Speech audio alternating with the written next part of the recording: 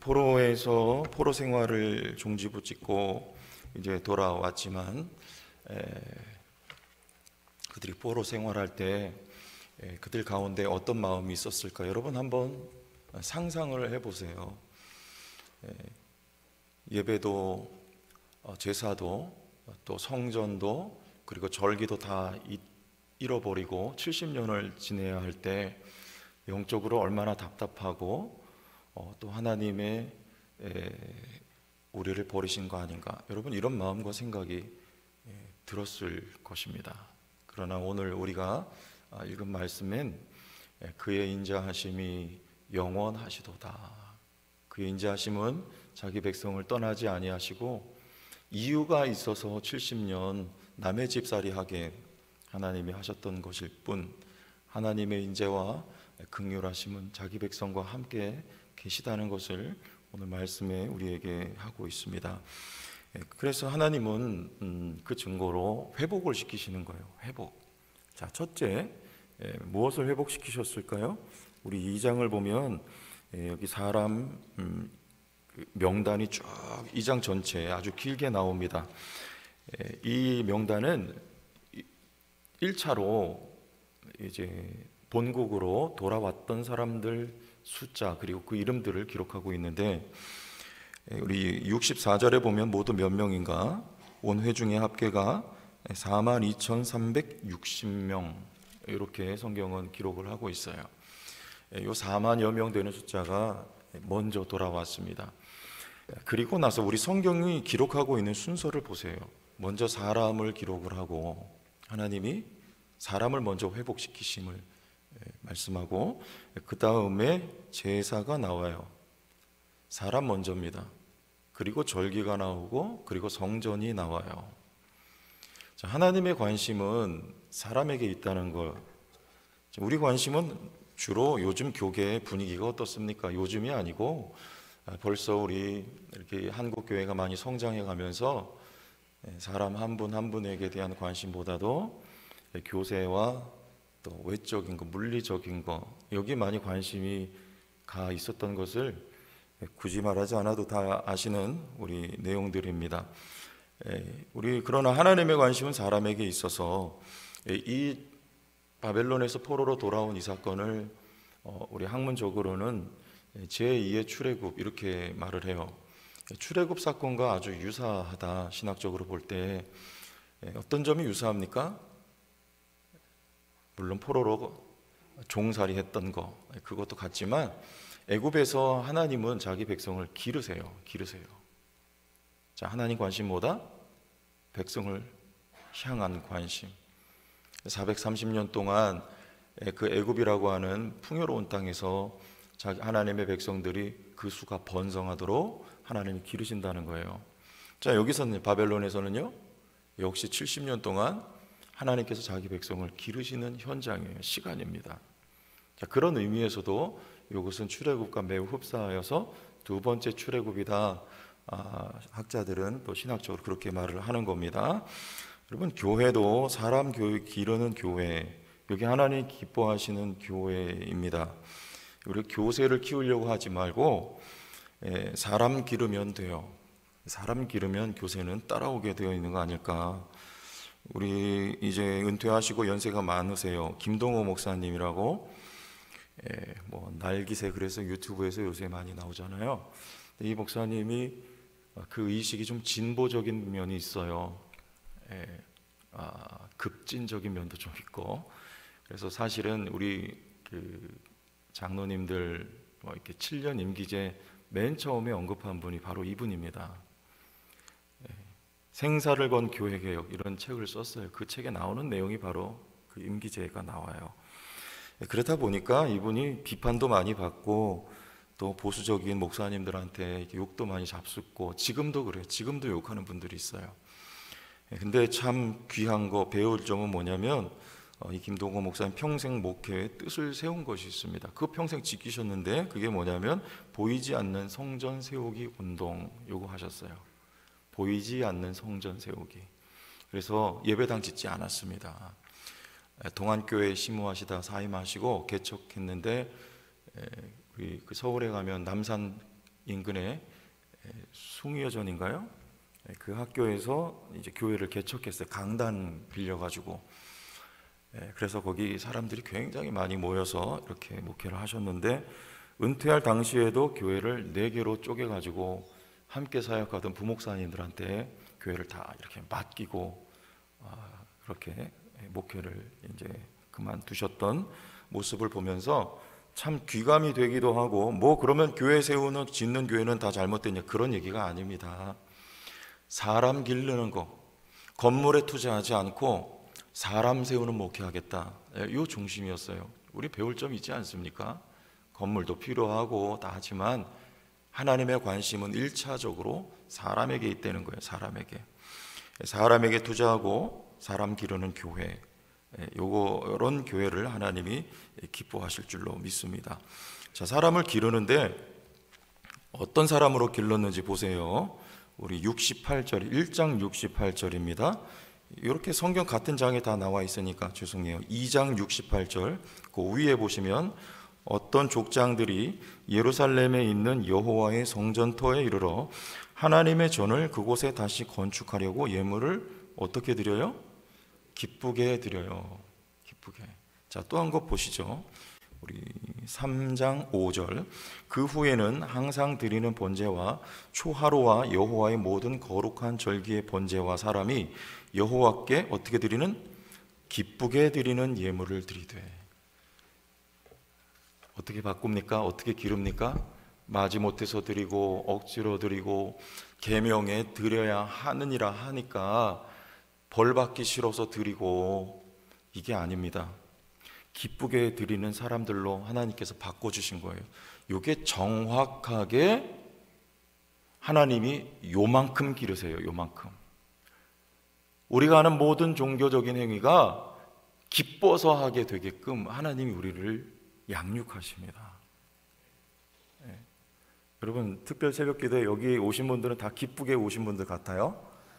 누가 뭐 시켜서 온 거 아니고, 다른 교회는 뭐 21일 또 한 주간 특별 새벽기도 해야 하면 이렇게 기념으로 그 동판을 만들어서 주는데, 저희 교회도 한번 해볼까 하다가 접었습니다. 제가 마음을. 하나님 앞에 기억되시라고. 기억되시라고. 그런 거 뭐 주고 하니까 이렇게 올 수도 있는데, 우리는 아무것도 없잖아요. 여기 오신 분들 다 기쁘게 오신 우리 성숙한 신앙인들인 줄로 믿어요. 우리 자녀들도 하나님이 그렇게 기르고 우리의 믿음이 그렇게 되게 하세요. 이게 복음적인 반응이에요. 복음적인 반응. 이게 바로 예배입니다. 예배. 기뻐서. 왜? 이젠 하나님을 알아요. 그리고 하나님이 갈급돼요. 하나님을 사모하게 돼요. 그래서 이제 드리는 것이, 이 성전을 위해서 드리는 예물을 기쁘게 드리고, 그리고 제물을 기쁘게 드리게 되는 거예요. 우리 찬양 좀 전에 했잖아요. 성령이여 내 영혼 충만하게 하소서. 주님 앞에 내 생명 드리리이다. 누가 드리라고 했나요? 아니에요. 이제는 기뻐서 드리는 거예요. 전에는 이 기도도 막 이렇게 제 끌려다닐 때는 아주 지옥 같았어요. 밤에도 기도하고, 이 기도회를 하니까 12시부터 1시까지 밤에 잠 안 자고 기도시키고, 새벽 예배 끝나면 좀 쉬어야지 하는데 또 기도하러 가자 그러면 또 산에 기도하러 가야 돼요. 또 그냥 제가 운전하고 가야 돼요. 21살짜리가 운전하고 봉고차 몰고. 얼마나 여러분 피곤했겠어요. 죽을 맛이죠. 끌려다니는 거예요. 마지못해서. 근데 그게 다 훈련이었어요. 지금은요, 자랑이 아니고 솔직한 고백이에요. 지금은 뭐 제가 게을러서 못하는 부분도 있지만 기뻐요. 그냥 기뻐. 밤을 새워도 기쁘고, 추운 날 산에 가서 담요 뒤집어 쓰고 비닐 뒤집어 쓰고 기도해도 기쁘고 감사하고. 목회가 힘들잖아요, 여러분. 아세요? 목회가 힘들다고 하더라고요. 물론 뭐 힘든 부분도 있습니다만, 근데 기본적인 바탕과 정서는 기뻐요. 하고 싶어서 하는 거예요. 하고 싶어서 하는데 또 섬김 받게 하시고, 또 정년 다 되도록 주님의 귀한 기회를 섬길 수 있도록 하나님 기회 주시고 하고 싶어서 하는 거예요. 기뻐요. 여러분, 하나님 이런 은혜를 우리에게 더욱 부어주시리라 저는 확신합니다. 기뻐서 하는 교회, 시켜서 축복받으려고 하는 게 이것도 아니에요. 축복받으려고 하는 거 아닙니다. 기뻐서 하다 보니까 하나님 복도 주시는 거예요. 여기 하나님이 우리를 어떻게 기른다? 사람을 이만큼 기릅니다. 이만큼. 자, 그 다음에 하나님이 회복시켜 주시는데 사람을 회복시키시고, 두 번째 우리 2절 보면 예배를 회복시키십니다. 2절 요사닥의 아들 예수아와 그의 형제 제사장들과 스알디엘의 아들 스룹바벨과 그의 형제들이 다 일어나 이스라엘 하나님의 제단을 만들고 하나님의 사람 모세의 율법에 기록한 대로 번제를 그 위에서 드리어 할세. 자, 이제 제단을 다시 만들어. 이게 다 회파된 거예요. 성전도 제단도 제사도 없어진 거예요. 이제 돌아와서 하나님이 이렇게 하나씩 회복을 시키십니다. 두 번째가 예배를 회복시키는 거예요. 예배. 여러분, 우리 교회에 많은 일들이 있습니다. 행정도 있고 또 관리도 있고 또 여러분들도 많은 일이 있어요. 그러나 우리 교회가 예배가 회복되는 게 첫째. 여기 사람이 회복되는 거예요. 사람이 세워지는 거. 그리고 두 번째는 예배가 회복되는 것입니다. 예배 회복은요, 기도의 회복이요, 그리고 말씀의 역사라고 저는 믿어요. 그래 예배가 회복이 돼요. 저는 이 부분에서 목회자 책임이 크다고 생각합니다. 이 일에 누구부터? 목사부터. 네? 목사부터 마음 모으고 집중하지 않으면 안 되겠다, 그런 마음이 저는 많이 들어요.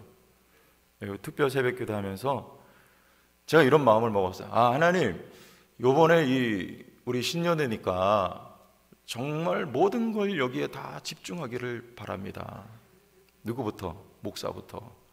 그래서 웬만한 거 스케줄 다 정리하고 신방도 이렇게 최소한의 신방만 하고 우리 교육자들 출퇴근 시간도 다 여기 포커스를 다 맞췄어요.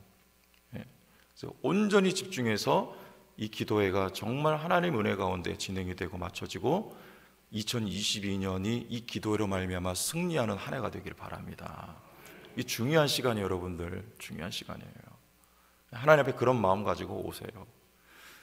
무슨 말입니까? 예배가 회복돼. 예배가 우리 시간 모든 예배가 우리와 말씀이 힘있고 기도가 가득하여 성령의 임재가 있어서 예배가 회복된 공동체 다시금 돼야 될 줄로 믿습니다. 성도교회 초창기에 예배가 얼마나 뜨거웠다고 저희 소문 들었어요. 북치고. 지금은 뭐 악기도 많고 하지만 여러분 대형교회 가보세요. 얼마나 화려한지. 조명에다가 무슨 드라이아이스까지 다 깔아가지고 하는데 굉장히 화려하고 좋아요. 그런데 과거에 북 하나 갖다 놓고 치면서 눈물로 기도했던 그때의 영성은 찾아보기가 힘든 시대. 네? 중요한 건 이것도 다 물론 필요하지만 이 영성이 회복돼야 돼요. 그 영성으로 드려지는 예배가 회복돼야 할 줄로 믿습니다. 될까요? 안 될까요? 저는 된다고 믿습니다. 원리대로 하면 됩니다. 원리대로. 구하라 찾으라 두드리라 하셨습니다. 성령을 주시기를 기뻐하신다고 하셨습니다. 여러분, 성령의 충만함을 우리가 기도하면 됩니다. 구하면 돼요. 찾으면 돼요. 두드리면 돼요. 열릴 줄 믿습니다. 원리대로 안 하니까 그러는 거예요. 우리 배부르니까 안 하는 거예요. 편하니까 안 하는 거예요. 예배당에 보따리 하나씩 갖다 놓고 밤새워 기도하는 시절이 그때 예배 부흥이 있던 시절입니다. 근데 지금은 너무나 편안하잖아요. 침대가 편안하잖아요. 집에 가서 다 우리가 이렇게 목회자부터 그래요. 목회자부터. 제가 요즘 반성하는 마음이 많이 들어요. 그래서 하나님 앞에 누구부터요? 네. 예전에 저 가르쳐 주신 권사님이 그랬어요. 새벽부터 왜 이렇게 그냥 물 먹여? 죄송해요, 권사님이. 예? 편안하게 잘 새가 어딨냐, 네가. 예? 주의 종 돼야 되는데 하나님이랄 사람이 편안하게 누워서 잘 새가 어딨냐. 잘나면 예배당 나와서 자고 성전에 와서 엎드려 기도하라고. 근데 그때는 그 소리가 듣기 싫었어요. 왜? 아직 제가 어렸기 때문에. 근데 지금 와서 돌아보면 그게 사랑이었어요. 사랑. 여러분들 우리 교회 예배가 회복되면 됩니다. 그게 경쟁력이에요. 경쟁력. 이따가 나옵니다. 그 다음에 세 번째, 초막절이 시행됩니다. 초막절 4절 같이 한번 보시죠. 시작. 기록된 규례대로 초막절을 지켜 번제를 매일 정수대로 날마다 드리고. 여기 많은 절기 중에 특별히 예스라서에는 초막절을 시행했다 이렇게 나오는데, 이 초막절은 애굽으로부터 은혜를 주셔서 구원해 주신 하나님의 은혜를 기념하는 절기. 그래서 이 나뭇가지와 이 잎을 엮어서 집 모양을 만들고 거기서 한 주간 동안 지내는 거예요. 지금도 이스라엘 가니까 아직도 그걸 하고 있더라고요. 초막절 아직도 지내고 있어요. 자, 여러분, 광야에서 이스라엘 백성들이 어떤 형태의 거주였습니까? 안정된 이 집이 아니고 장막이었어요. 그러니까 항상 이동을 해야 되기 때문에 임시 거처예요. 임시로 이렇게 쳐놓고 허름하게 치고 거기 있다가, 자, 하나님이 이동하면은 이동을 했던 그 광야의 시기를 기념하는 절기가 바로 초막절입니다. 출애굽된 하나님의 백성이에요. 하나님의 백성이 특징이 뭡니까? 요걸 가르쳐 주는 것이 광야예요. 하나님의 백성의 특징은 거처가 없습니다. 장막이에요. 불완전해요. 그런데 거처가 누구다? 하나님이 거처예요. 거처. 음식이 없어요. 왜? 농사 짓지 않으니까. 어디서 먹을 것을 구합니까? 그런데 양식이 누구다? 하나님이. 예수께서 내가 생명의 떡, 너희 조상들은 광야에서 만나를 먹어서 죽었지만 나를 먹는 자는 영원히 산다. 하나님이 자기 백성의 양식. 그리고 그들의 보호는요, 의복에 헤어지지 아니하고 발이 부르트지 아니하도록 하나님이 지켜주십니다. 그들의 보호는 하나님이에요. 하나님. 요것을 기억하고 가르치기 위한 게 바로 요 장막절, 초막절입니다. 가나안 땅에 들어가서 안정된 집 짓고 농사 지어 먹고 사는 백성들, 이제는 평안합니다. 그들에게 이 초막절을 지키게 함으로 기억하게 하는 거예요. 너희의 전부는, 너희의 모든 것은 여호와니라.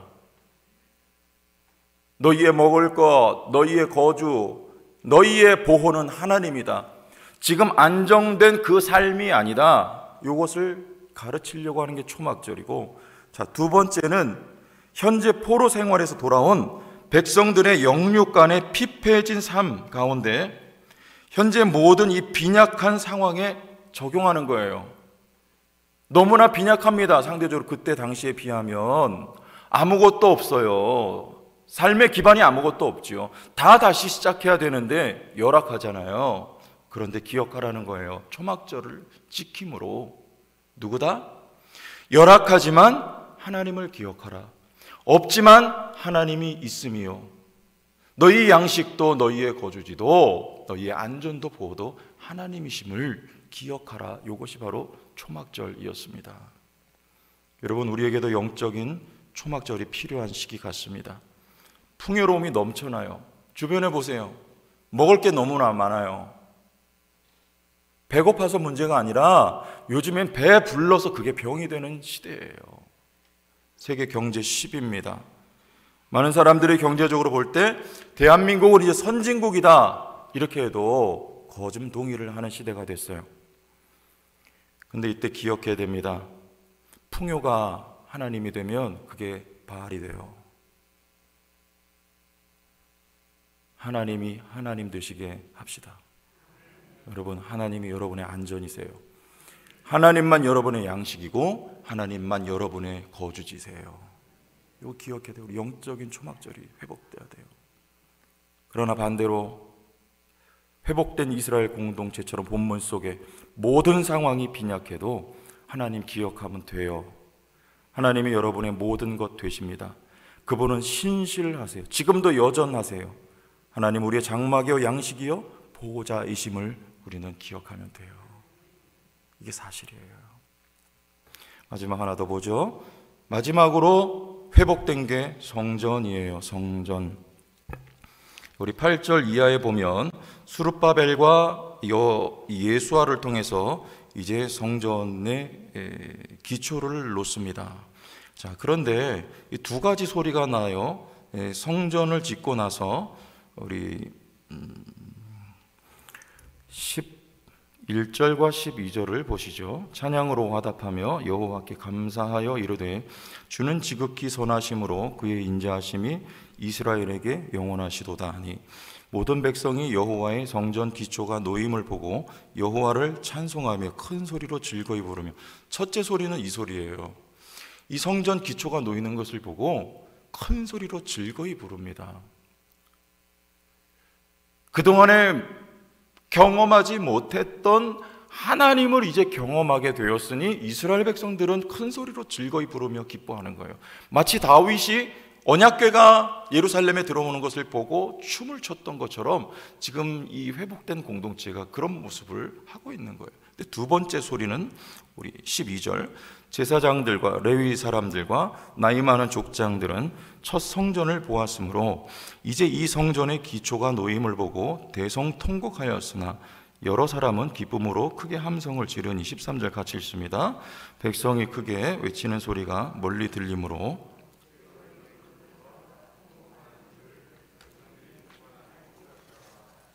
자, 여러분, 즐거이 부르는 소리와 통곡하는 소리 가운데 하나님 보시기에 어느 태도가 더 합당했을까요?